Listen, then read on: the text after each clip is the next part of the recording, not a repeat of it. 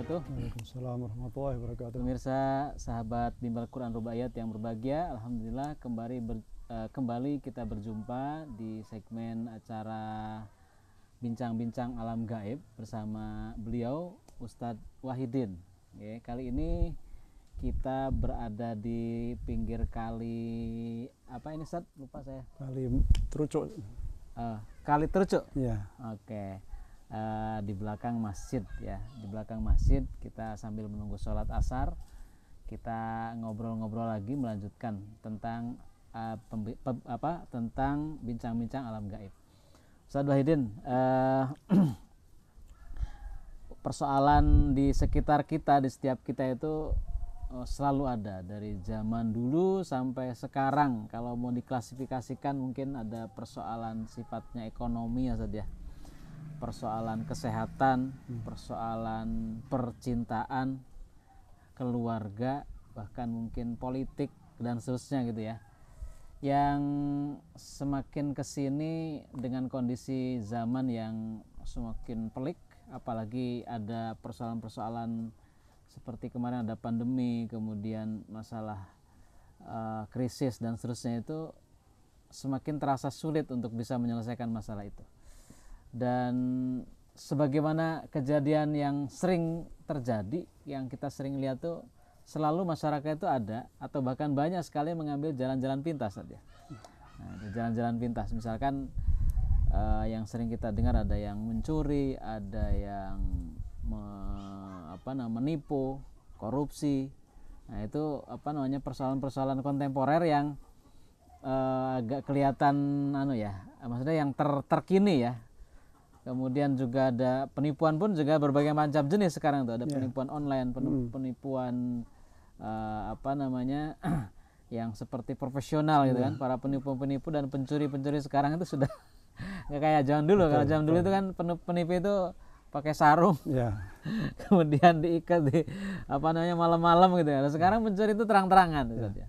Nah, termasuk juga perdukunan. Nggak tahu nih yang terakhir ini, perdukunan juga apakah masih ada ataukah tidak zaman sekarang ya?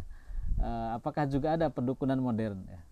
Nah, pendapat Ustadz gimana Ustadz? Ini dengan melihat fenomena seperti ini Ustadz. Ya. Assalamualaikum warahmatullahi wabarakatuh. Waalaikumsalam warahmatullahi wabarakatuh. Jadi memang betul Pak Tata, permasalahan hidup manusia itu sangat banyak sekali ya.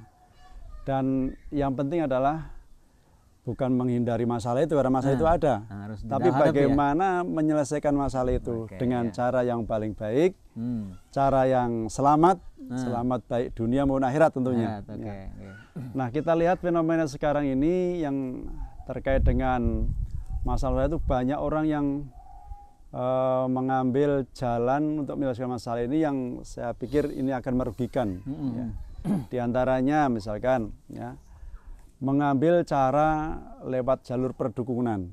Nah, jadi ada orang-orang yang pengennya instan, pengen usahanya itu nggak terlalu berat, tapi mengharapkan hasil yang langsung. Ya. Misalkan contoh begini Pak Tata, ada orang yang warungnya sepi, ada usaha karena faktor pandemi, ada faktor krisis sehingga daya beli masyarakat itu menurun. Dia berpikir, ini bagaimana caranya supaya warung saya nggak sepi. Padahal kondisi secara global seperti itu. Nah, dia kemudian mencari cara, misalkan dengan pergi ke dukun, minta namanya penglaris misalnya, supaya dagangannya laris. Nah, kemudian dia datang ke dukun dan kemudian tentu memenuhi persyaratan-persyaratan yang diminta oleh dukun dan seterusnya. Nah, tapi belum tentu ini bisa berhasil, karena bisa jadi dukun itu hanya menipu, belum tentu berhasil. Sedangkan dia sudah meninggalkan cara-cara yang seharusnya ditempuh. Misalnya dengan memperbaiki kualitas produknya, memperbaiki kualitas pelayanan, tampilan warungnya atau tokonya, atau dia dengan metode-metode yang sesuai dengan zamannya, misalnya dengan mengonlinekan, itu harusnya dipelajari, ditempuh dalam cara berdagang. Bukan kemudian pergi ke dukun, tidak mau mengubah apapun yang sesuai dengan dagangannya itu mengharapkan hasil yang banyak. Oke. Kemudian juga banyak lagi orang yang kena penyakit. Kemudian dia berpikir kalau pergi ke dokter nanti harus operasi, ya, kemudian harus mengeluarkan biaya banyak, apalagi yang nggak memiliki jaminan kesehatan itu ya. Nah, ya. Mereka akan mengejar ke dukun saja, bayarnya nggak terlalu mahal, ya, nanti bisa langsung sembuh. Ya, ini ya salah satu pilihan mungkin yang menjadi masyarakat itu tertarik dengan perdukunan seperti itu, karena menawarkan solusi-solusi praktis, yang praktis, ya, instan, tanpa butuh sebuah perjuangan. Kemudian orang sampai percintaan juga, urusan keluarga juga dikaitkan dengan itu. Ya, ada masalah di keluarga terus menerus nggak kunjung padam. Nah, dia berpikir ini pasti ada orang yang suka menjahili keluarga saya, ya. Harus dicari solusi lewat dukun. Sampai urusan politik, ya. Politik.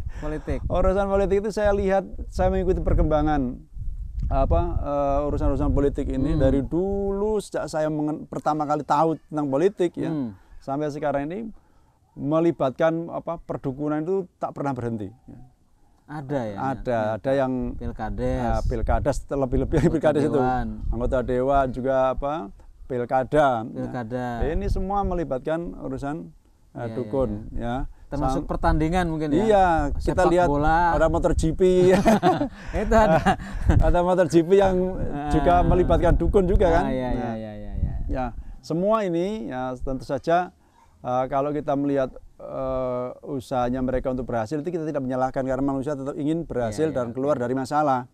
Tapi dengan cara-caranya itu yang bahkan itu kadang tidak masuk akal, ini yang membuat kita ini tidak produktif, bahkan bisa dianggap langkahnya malah mundur. Yang seharusnya dia mengupayakan bagaimana caranya dengan cara-cara sportif, dengan usaha real, tapi dia menggantungkan hasil yang tidak pasti. Ini. Betul. Jadi masih ada sampai sekarang kalau saya melihat peraturan, apalagi kalau Pak Tata lihat mungkin di iklan-iklannya di Facebook, Instagram, itu juga banyak iklan-iklan perdukunan. Perdukunan. Iya. Jadi sebenarnya perdukunan itu juga nggak kayak sekarang pun juga ada dan bahkan lebih marak gitu, Ustaz. Sekarang lebih canggih. Banyak lebih canggih. Karena dulu itu kan kalau yang namanya dukun tuh ya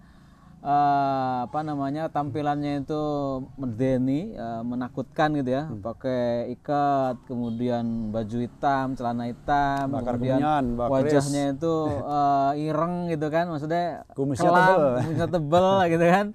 Nah, terus dengan suara-suara yang serak-serak gitu. Nah, sekarang apakah yang udah beda tampilannya saja dukunnya itu? Sekarang tampilan dukun sekarang itu lebih humanis. Lebih profesional. Lebih humanis dan lebih menarik ya. Bahkan pakai jas ya, pakai dasi ya. Ada juga yang penampilannya itu pakai peci putih, ya seperti ustadz gitu ya. Gitu. Ada yang pakai sorban ya.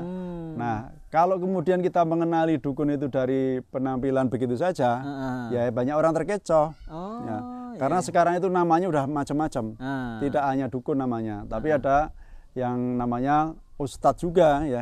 Disebut ustadz itu sebenarnya kan artinya, kalau dalam istilah akademisi ustadz itu dokter itu ustadz. Kalau dalam istilah kita ustadz itu guru. Ya. Dalam ini dokter, kalau dalam istilah kita sehari-hari ustadz itu guru. Padahal dia tuh nggak ngajarkan apa-apa, praktek perdukunan, tapi disebut ustadz juga. Nah, karena orang melihat kalau pakai peci putih, pakai sorban itu adalah ustadz gitu.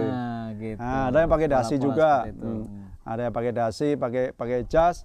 Dan dia namanya penasihat spiritual. Jadi nggak dukun juga, namanya penasihat spiritual. Kemudian ada yang lebih lazim umum sekarang yang disebut paranormal. Kalau saya melihat padahal sama juga dukun. Iya, saya sebenarnya kalau melihat paranormal itu kan ada dua jenis ya paranormal itu. Paranormal itu yang dia memiliki kemampuan di atas rata-rata, atau paranormal itu memiliki kemampuan di bawah rata-rata. Karena paranormal setengah normal, jadi dia mungkin setengah gila atau apa itu ya. Karena paranormal. Cuma orang mengatakan bahwa paranormal itu adalah orang pinter, orang yang linweh gitu ya. Nah, maka kalau kita hanya sebatas istilah, hanya sebatas penampilan, ini sulit untuk membedakan mana yang Mana dukun atau yang tidak. Berarti kalau untuk bisa membedakan ini sebenarnya dukun atau tidak, selain tadi dari jangan lihat dari penampilan, berarti sebenarnya dilihat dari apanya, Ustaz? Ya, kita lihat dari apa yang dia lakukan, Oh, gitu. apa yang dia katakan. Kalau ada seseorang yang mengaku-ngaku dia mengetahui hal yang gaib, dia bisa mengetahui sesuatu yang akan terjadi di masa yang akan datang, yang belum terjadi, atau dia bisa meramal sesuatu yang akan terjadi di masa yang datang, itulah dukun. Oh, gitu. Pokoknya dari promosinya Ya, ya. itu aja. Dari situ kita sudah melihat itu adalah namanya dukun yang sejati seperti Jadi itu. definisi dukun itu adalah orang yang Mengaku-ngaku tentang gaib. ingin bisa meramal, bisa menyelesaikan masalah-masalah dengan instan, mudah gitu kan. Ya. Nah, itu ya. Baik, Ustadz, berarti kalau begitu kita nih perlu hati-hati, apalagi sekarang ya mungkin semakin marak dan semakin terbuka perdukunan itu berada di sekitar kita. Betul, Ya. betul. Sebenarnya kenapa kita harus menghindari yang namanya perdukunan? Artinya sebenarnya ada bahaya apa sih dengan perdukunan ini? Ya. Sebenarnya banyak sekali ya bahaya itu. Bahaya yang ditimbulkan dari perdukunan itu baik bahaya yang langsung terjadi di dunia maupun bahaya yang mengancam manusia itu nanti kehidupan di akhirat. Ya. Nah, makanya kita sangat penting sekali untuk mengetahui itu supaya kita tidak terjerumus dalam praktek-praktek perdukunan. Ya. Misalkan kalau untuk dunia, Zat, itu apa, Zat? Kalau dunia, yang pertama orang yang menggantungkan diri pada perdukunan ini itu akan menjadi orang yang malas berusaha. Oke, itu salah satu efek Jadi buruknya ya. dia itu tidak mau menempuh jalan yang seharusnya dia tempuh. Hanya menggantungkan pada hasil dari perdukunan. Misalnya dia mau jadi kepala desa. Dia tidak mau bagaimana caranya biar disukai oleh masyarakat, biar dipilih, itu tidak. Dia apa adanya, dia tidak mau berubah dengan sikapnya, tidak mau berubah dengan perbuatannya, dan dia cukup pergi ke dukun saja. Ya, kemudian dengan harapan bisa mengaruhi pilihan masyarakat. Nah, ini kan jelas membahayakan bagi dirinya. Ya. Termasuk kalau membahayakan ini ada nggak, Saat? Membahayakan, misalnya, kan kalau berdukunan itu kan menghadirkan jin dalam dirinya ya, dalam tubuhnya orang tersebut ya. Ya. Efek ketika misalnya mau menyembuhkan dirinya dengan menghadirkan jin, atau membuat laris warungnya, atau membuat saingan warungnya itu menjadi tidak laris ya, maka otomatis ada jin dalam kehidupan dirinya. Ya. Itu ini nggak bahaya nggak, Tasat? Ya, itu juga bahaya di dunia juga. Jadi seorang yang senantiasa atau sering bersinggungan dengan jin atau bergaul dengan jin, maka dia akan berpotensi diganggu jin. Ya. Bahkan tidak hanya dia saja, tapi bisa jadi keturunannya. Oh ya Allah, sampai gitu ya. Sampai segitu. Walaupun kelihatannya bisa jadi mungkin usahanya laris, mungkin sakitnya sembuh gitu ya. Itu apakah benar-benar sembuh atau dibalik itu emang ada masalah baru atau gimana? Ya, ini saya katakan ini adalah bahaya besar karena jin itu menipu. Jadi ketika jin itu kemudian memberikan kesembuhan pada seorang itu sebenarnya tidak menyembuhkan. Oh, gitu. Dia hanya menyihir seseorang sehingga tidak merasakan rasa sakit itu. Oh, gitu. Padahal penyakit itu menggerogoti terus, ya, sampai jalan terus. Kalau untuk penyakit-penyakit yang kronis yang parah bisa menyebabkan kematian. Misalkan ada seorang yang terkena kanker sudah stadium 4 atau stadium 3 yang sudah sakit sekali. Kemudian dengan sihirnya jin itu seorang tidak merasakan sakit. Padahal kanker itu terus jalan terus menggerogoti. Tiba-tiba pada titik yang sudah tidak bisa diselamatkan lagi, dia akan meninggal. Yang harusnya dia bisa diselamatkan dengan misalkan dan teknologi kedokteran atau ketabiban. Ya. Sebenarnya juga masalah yang lain kayak ada urusan rumah tangga kemudian dibawa ke dukun, mungkin bisa selesai dalam beberapa hari atau beberapa minggu ya. Tapi karena itu sifatnya sihir, tapi mempengaruhi pikiran seseorang, jin itu akan mempengaruhi pikiran seseorang sehingga adanya nggak ada perselisihan, nurut aja. Tapi di kemudian hari dia akan menambahkan kerusakan sebagaimana Allah menyebutkan dalam surat Al-Jin itu, Jadi ya, wa annahu kana rijalun minal insi ya'udzuuna bi rijalin minal jinni fazadhum rahaqa. Bahwa sesungguhnya ada seseorang dari golongan manusia yang minta perlindungan pada seorang dari golongan jin, maka jin itu tidak lain hanya menambahkan kerusakan pada orang itu. Ya. Jadi sebenarnya hanya tipu daya Ya. saja. Jadi cuma ya apa namanya tipu-tipu gitu aja, kelihatannya kok solusi tapi malah sebenarnya Ya. menambah masalah. Kalau akhirat gimana Ustaz? Itu mungkin kabar ini yang mengerikannya terkait dengan akhirat, orang yang suka berhubungan dengan jin itu gimana itu Ustaz? Kalau akhirat jelas jin dengan dukun ya, ya, perdukunan. kalau perdukunan itu jelas karena perdukunan itu termasuk bagian dari kesyirikan. Ya. Syirik itu kan mengeluarkan seseorang dari iman. Maka dia di akhirat tidak akan selamat, dia akan masuk neraka. Sebagaimana batalnya seorang yang mendatangi dukun, sebagaimana sebuah hadis yang diriwayatkan oleh Imam Muslim. Rasulullah bersabda, man ata kahinan au arrafan fasaddaqahu bima yaqul faqad kafara bima unzila ala Muhammadin. Ya. Jadi orang yang mendatangi dukun atau mendatangi tukang ramal, kemudian dia membenarkan. Percaya apa yang dia dukun sampaikan tadi, maka sesungguhnya dia telah kafir terhadap apa yang diturunkan kepada Nabi Muhammad SAW. Ya. Itu dalam teksnya itu belum berdukun ya? Ya, baru datang dan mengiyakan. Dia belum menggunakan jasa dukunnya. Belum menggunakan jasa yang lain. Ya. Itu saja sudah dikeluarkan dari Islam itu. Ya Allah. Ya. Dianggap kafir. Nah, kemudian yang agak ringan masih ada juga. Rasulullah bersabda, man ata arrafan, ya, fasa'alahu an syai'in faqad falam tuqbal lahu sholatan arba'ina yauman. Ya Allah. Barang siapa yang mendatangi tukang ramal dan dia menanyakan sesuatu, ini belum benarkan, baru nanya ya. Astagfirullah. Belum percaya, belum tidak, pokoknya belum ada kesimpulan percaya tidak, baru bertanya. Ini sholatnya tidak diterima selama 40 hari 40 malam. Ya Allah. Ya, ini kan kalau kita sholat itu tidak terima sampai segitu banyak, itu apa yang bisa harapkan kan? Ya Allah.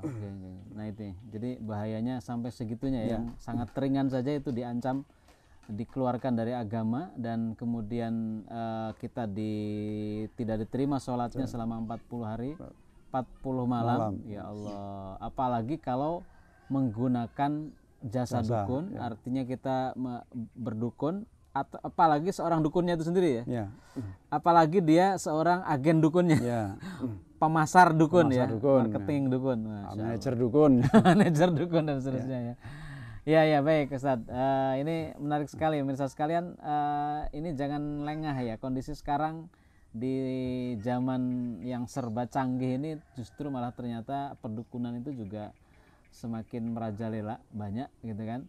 Karena apalagi kondisi umat muslim saat ini itu makin, walaupun banyak pengajian gitu kan, tapi pengajiannya yang sifatnya langsung ketemu dengan ustadz itu kadang tidak lebih ramai daripada yang di YouTube atau di di channel-channel ya. Dan di channel itu tentu beda ya hasilnya dibanding dengan ketemu dengan ustadz gitu ya. Sehingga ibaratnya itu siraman-siraman rohani yang sebetulnya banyak di berbagai macam media, tapi yang kira-kira pembinaan langsung ditangani oleh ustadz kepada para umat muslim itu kurang. Karena kurangnya pembinaan rohani ini kemudian akhirnya mereka lebih pilih cara-cara yang sifatnya apa istilahnya tadi, instan saja. Instan, sehingga larislah perdukunan salah satunya. Larislah cara-cara pintas yang di luar daripada syariat gitu. Bisa tetap ikuti channel kita kali ini. Kita akan teruskan kajian atau obrolan kita dengan Ustadz Wahidin, tetap masih di perdukunan. Assalamualaikum warahmatullahi wabarakatuh.